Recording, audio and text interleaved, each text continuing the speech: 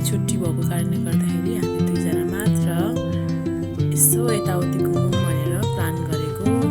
So हामीले डेमसाइड park, Vasundhara park यहाँ चाहिँ नि घुमेर चाहिँ एकदमै खुसी भएर दौडेर गइरहेको थियो। यहाँ चाहिँ पिङहरू थियो, त्यो चाहिँ एक्सर्साइज गर्नुको लागि ठाउँ थियो, त्यही भएर ऊ एकदमै खुसी भएको थियो। ऊ चाहिँ एकदमै एक्सर्साइज गर्नु मन पराउँछ।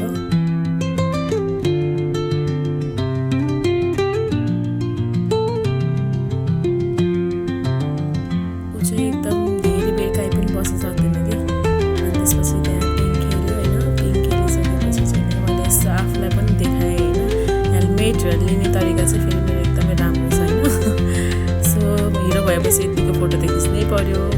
घर आइसकेपछि उसले चाहिँ कविता पढेर मलाई सुनाउँदै थियो र मैले त्यो बेलामा चाहिँ उसलाई थाहा नदेखिन यो भिडियो चाहिँ नि यसरी खिचेको थिएँ। अनि त्यसपछि हामी फुटबल पनि खेलेको थियौँ एकछिन र उसले भित्र आइसकेपछि पनि मलाई चाहिँ नि देखाउँदै थियो कि म यस्तो यस्तो गर्न सक्छु।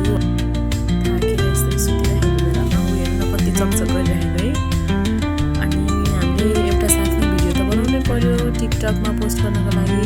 दुईजना चाहिँ यसरी रमाउँदै हामीले हाम्रो पुरा दिन